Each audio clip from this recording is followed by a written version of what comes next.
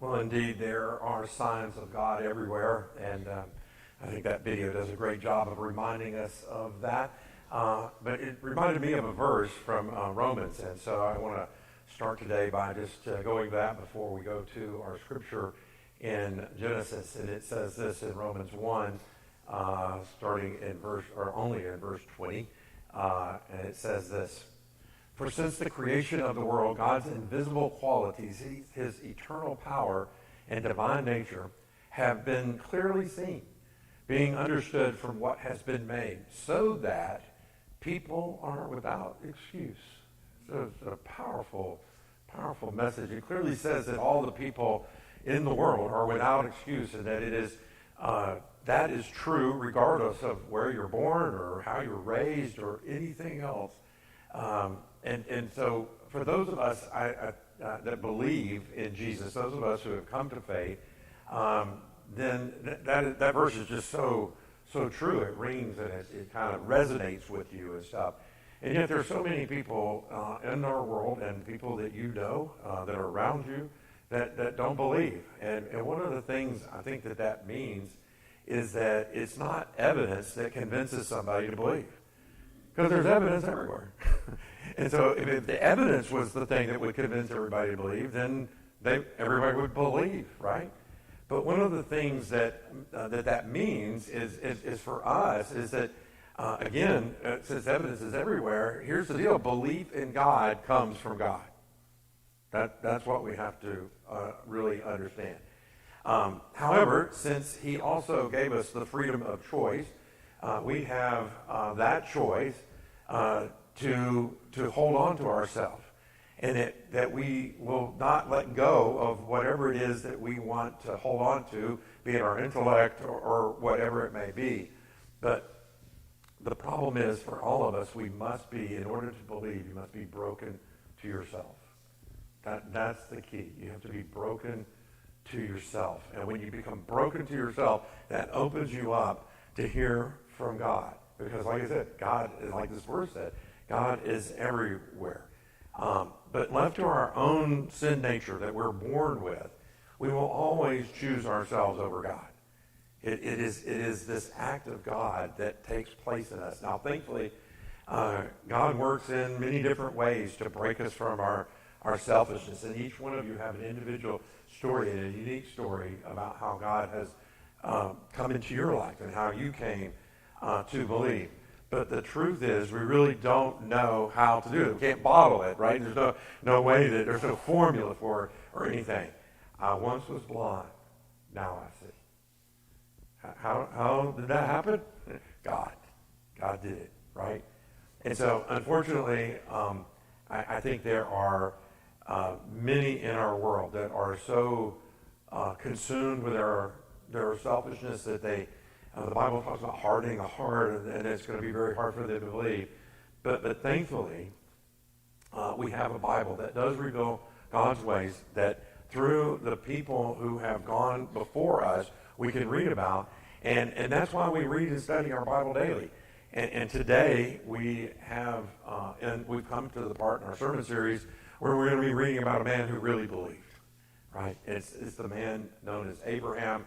And we are in, as Cindy read, in the book of Genesis, chapter 18. But one of the things I just want to say real quick is if you have somebody in your life that does not believe, the most important thing you can do is to pray for God to open their eyes of their heart, to let them see what God wants them to see. And that's it. Don't think that you're going to be answering all the questions, and they'll just keep asking questions. It is going to take an act of God in their life. So anyway, with that, we are in chapter, like I said, chapter 18. The stories that we're in right now center around the life of Abraham. And again, he had a tremendous faith in God. And even though he did some ungodly things, and we've read some of those, God saw his heart that he believed. And oftentimes he did so without hesitation. And so we have also come to some occasions where God appeared to him in one form or another. We've called those, or I've told you the name of that is theophanies. Theo for God, and aphanes is the Greek word for appearance. And so we have these theophanies that take place. And that's exactly where we're going to start in chapter 18, another theophany. So if you have the Bible or the church notes, please turn to there. All right, we're going to start, it'll of course be on the screen. Verse 1, chapter 18 says, Now the Lord appeared to Abraham by the oaks of Mamre while he was sitting at the tent door in the heat of the day. When he raised his eyes and looked, behold, 3 men were standing opposite him. And when he saw them, he ran from the tent door to meet them and bowed down to the ground. Now, to begin, the appearance of the Lord to Abraham was by the tree of Mamre. I don't know if you remember, all the way back in Genesis 13, that is exactly the location that Abraham had come to when he left and began his journey. And so in the Promised Land, that's where he was. So he is still in that place. He's been kind of in and around there, but he's back in that. Now, just to give you a little context for today, there's a town called Hebron, which is where this is. And it's just a little bit south of Jerusalem, but it's still there, and you can go and visit. Now, again, we don't have a lot of detail about the 3 men that showed up at Abraham's tent. But as we will see, it appears that it is, like I said, a theophany. So in one of them is God, and then there's 2 others. Could be angels. Some commentaries I read even said it was the Trinity, the Father, Son, and Holy Spirit. We don't know, but what we also don't know is, does Abraham even know who they are? Does he recognize that it is God? Or is he just having, back then, there was good, being a good neighbor meant as travelers came by, that you would show them great hospitality. And so that's what he was doing. But then he says this, and then we kind of start to see that he knows a little bit more. Verse 3, he says, My Lord, there you go. If now I have found, by the way, every time you see Lord capitalized, that is a translation of God, God the Father. So it says, My Lord, if now I have found favor in your sight, please do not pass your servant by. Please let a little water be brought and wash your feet, and make yourselves comfortable under the tree, and I will bring you a piece of bread so that you may refresh yourselves. After that you may go on, since you have visited your servant. And they said, So do as you have said. Now, it now seems, again, that Abraham knows that it was God because of his response and his reverence for God. He asked the 3 men to stay a while, and after describing what he will do, from washing his feet to bring him some food, they agreed. And so Abraham gets going. And I mean, he charges hard. Look at this, verse 6. It says, So Abraham hurried into the tent to Sarah and said, Quickly, prepare 3 measures of fine flour, knead it, and make bread cakes. Abraham also ran to the herd and took a tender and choice calf and gave it to the servant, and he hurried to prepare it. He took curds and milk and the calf, which he had prepared, and set it before them, and he was standing by them under the tree as they ate. Now, this is not just a little snack, right? I mean, this is big stuff. This is big going on. But, one of the things is I was reading this, and I've told you this, I try to imagine myself sometimes in the middle of the story. And so I kind of imagine myself running in the house and saying to Jan, Quickly, prepare 3 measures of flour, knead it, and make bread cakes. And I'm pretty sure I know what her response would be. Say what? You got to be kidding me? Now, if I started with, Hey, babe, Jesus is at the door, it would have been a different story. She'd have been all on board, and we would have moved on quickly in that case. Anyway, apparently Sarah, she got to work, so did Abraham and the servants. They put together this really nice spread, and they served it to him. And then we get to verse 9, and it says this. Then they said to him, Where is your wife Sarah? And he said, There in the tent. And he said, I will certainly return to you at this time next year, and behold, your wife Sarah will have a son. And Sarah was listening at the tent door, which was behind him. Now, whether Abraham knew for sure that this was the Lord or not, he knows now, right? Because there's no way that these 3 random guys would know that the Lord had told Abraham that he was going to have a son. Certainly wouldn't know that it was going to be a year later and stuff. But the amazing part of this passage is that we see clearly that the Lord did not come to speak to Abraham. He came to speak to Sarah.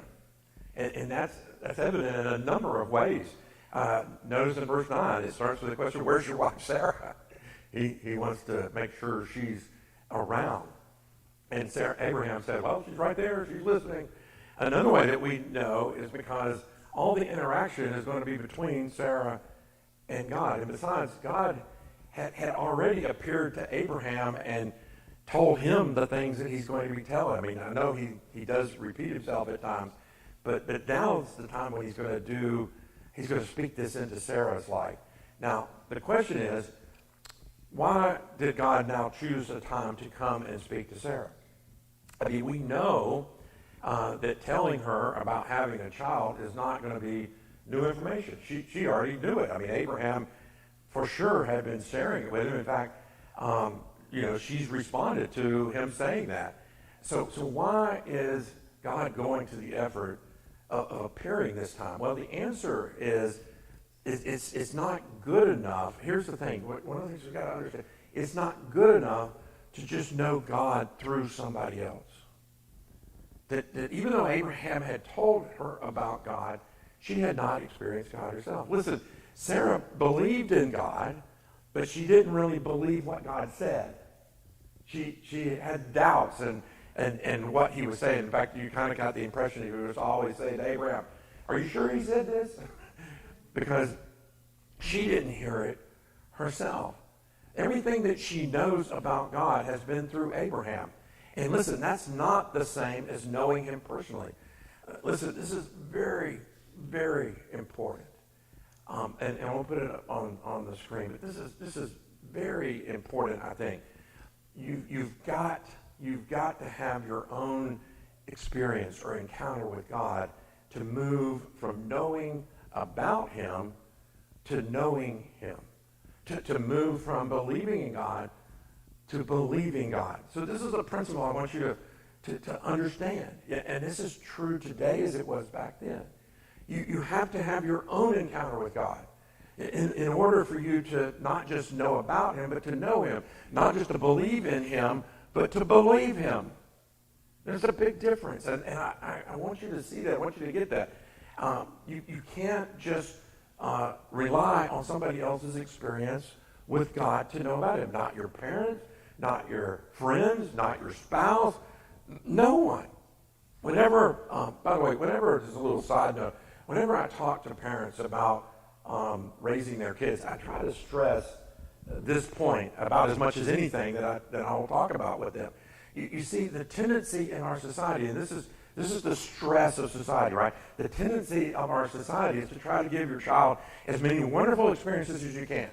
And listen, that's especially true when you feel like you missed out on so much as a child that you try to make up for it as a parent, right? So we tend to fill the calendar with all kinds of activities, and then we wear out the minivan, running around from place to place, getting everywhere we need to go. Now don't misunderstand me. Those of you who know me, I'm a big sports fan. I love sports, and I love kids playing sports. I love them acting in plays and music lessons and whatever. That's all wonderful. The thing is, just don't let those things dominate your family so much that you miss out on the opportunities to experience God. Things like taking walks in the woods or by the ocean, or going on vacation where you admire what God has done, what God has created, so they can learn to worship the Creator and not what He created. That's where where we fall into the trap.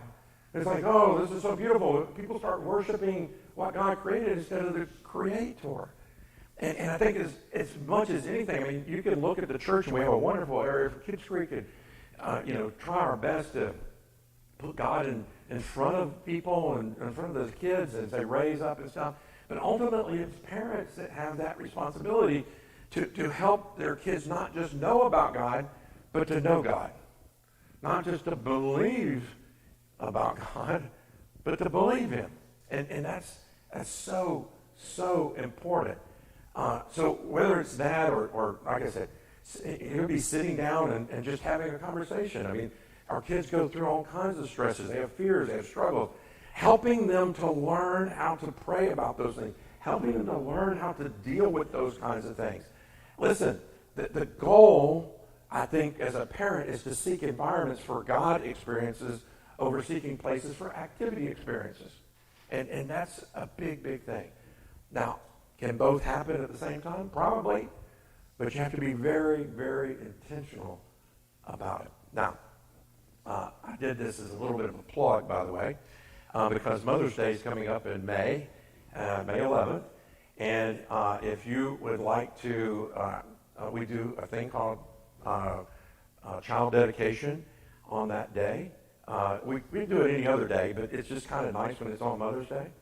And so if you are interested in dedicating your child, or you want to know more about that, then you can text the word dedication to that number, the church number, and we'll be happy to get back in touch with you and stuff. And get, this is one of those things that we'll be talking about. But listen, I hope each of you, whether you're talking about from a parent standpoint or not, I hope each of you have some very strong places that you can point in your life where you have experienced God. It may be in some, maybe there's lots of different ways that we experience God, right?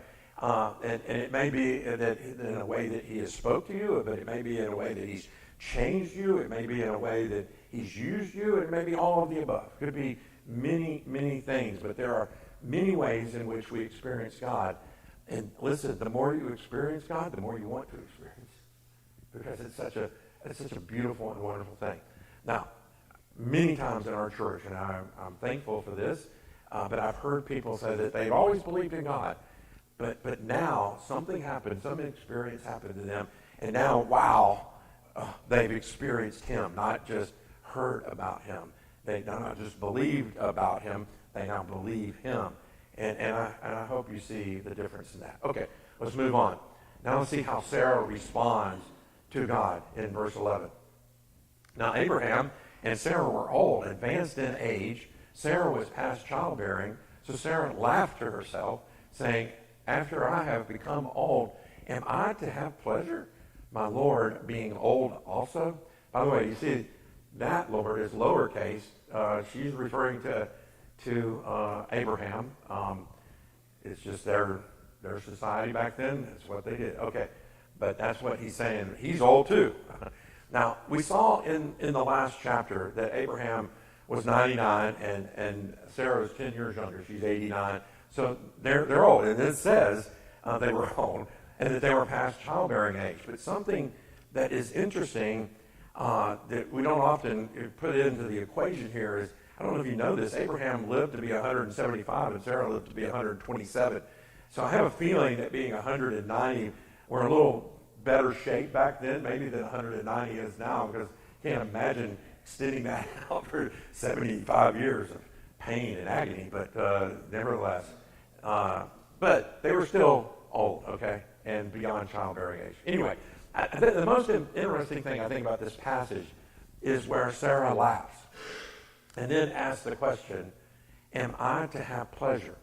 Now, when you first read this, it seems like she is saying, am I supposed to have the pleasure of finally having a child? After all, as we have talked about before, as I've shared before, the society back then was pretty mean to women, especially mean to women who did not have a child.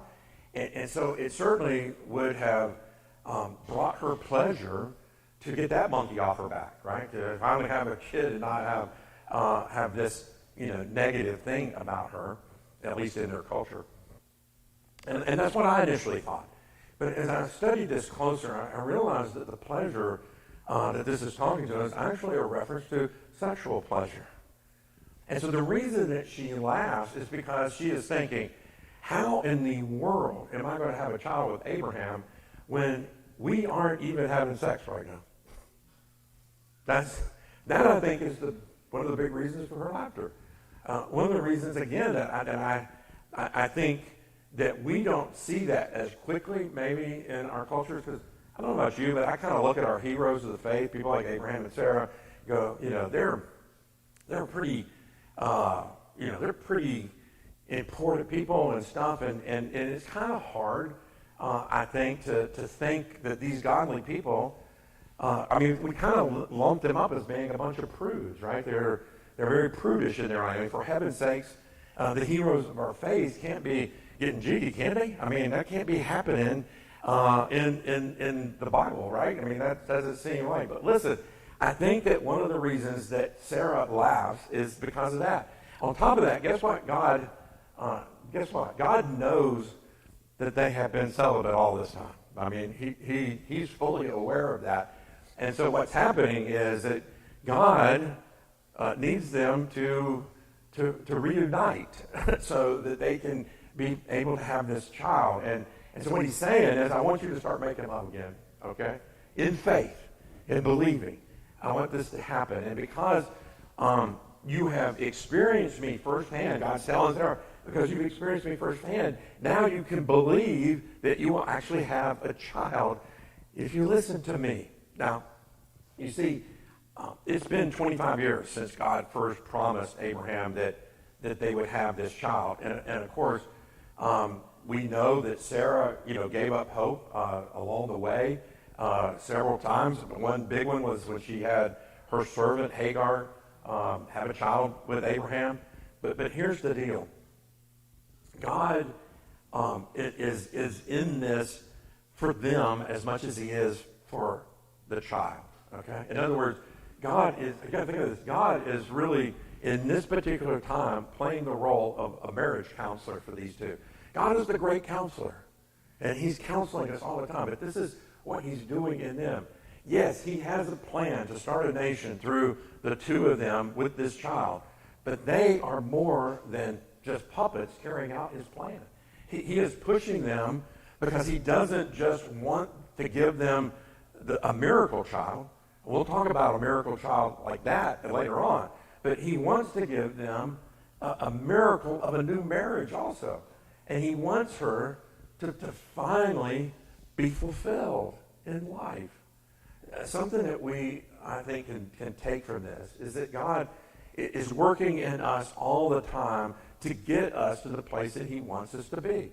And oftentimes, until we get there, just as he did with Sarah, he is patiently withholding the blessing from us so that the blessing that we so desperately want, he's kind of withholding that from us. Now, as you pray for things, a new job, success in your business, a healthy marriage, godly children, whatever it is, don't ever give up praying for them, but also make sure you're praying for whatever God wants to do with you in getting you to that place. And sometimes it's an area of unforgiveness in our life, that he's being patient with you until you get to that place of forgiving. Maybe it's a place of serving, that you have been, kind of selfish with whatever, and he's wanting you to give of yourself, of your resources and other things in your life. Maybe it's sin in your life that he is being patient with you as he helps you, break free from that. But whatever it is, ultimately, you know what? It ultimately is rooted in selfishness.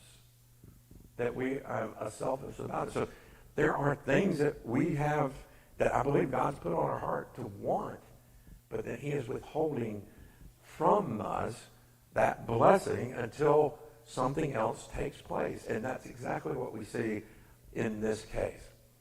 Because in this case, God spoke to Sarah in order to restore their marriage and to prepare the way for their child.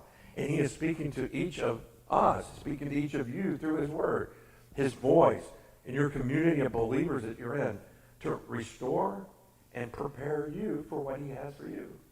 And that's such a beautiful story, a beautiful lesson that we can learn from this story.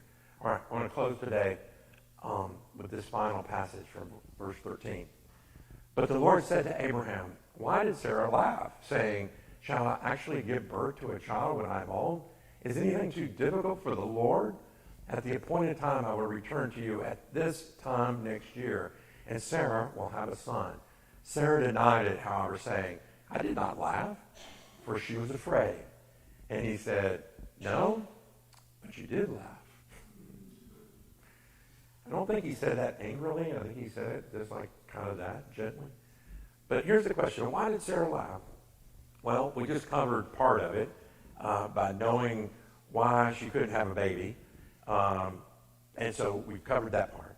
But it's interesting that Sarah denies laughing in verse 15 because it says she was afraid. Listen, this is another, I think, little blunder that we are all guilty of. We know God is perfect, right? And because he's perfect, we think that we have to measure up somehow to his perfection, like we have a chance at that. And so even if it means lying sometimes, we do that, and oftentimes it's more lying to ourselves. But of course, the humor is that God knows when we're lying. I mean, he knows what's going on, just like he knew what was going on with her. But this world we live in, the demonic world around us and everything, they're very good at convincing us that we can get away with something. The Pharisees were notorious for thinking they could get away with things by making it sound real godly. No matter how clever you may think you are, God knows your heart and isn't impressed by your actions to impress him. You may think you're impressing him. He's not going to be impressed at all. Again, I think it's important for us to see how God sees us. He says, listen, I'm God. I don't need to ask questions to get answers. I ask questions to get you to see the answers to the questions. So when he's asking questions, it's not because he needs information. It's because he wants you to see that. He wants you to come into alignment. That is the grace of God. Now, look at what God says in verse 14. Is anything too difficult for the Lord? You see, God could have given Sarah a child, even though she and Abraham had been platonic in this platonic relationship for years. And we know this because he did that with a young girl named Mary. About 1,800 years, almost 2,000 years, 1,800 years later, then this time an angel showed up to Mary and said, you're going to have a baby. And of course, she was just as amazed, if not more so, than Sarah, because as we all know, she was a virgin. Listen, if you think it was impossible for Sarah to have a son with an old husband, then how much more impossible was it for the Virgin Mary to have a son? I mean, God is the God of impossibilities, right? And when Gabriel showed up, Mary was startled, of course, and asked, how can this be? And do you remember what the angel Gabriel said to Mary? Nothing is impossible with God.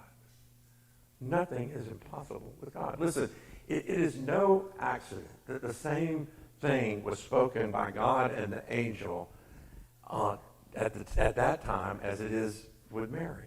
You see, Jesus is the true Isaac, all right? Jesus is the ultimate son of promise. Jesus is the ultimate one in whom we see God's grace triumphing over the impossibilities of our situation.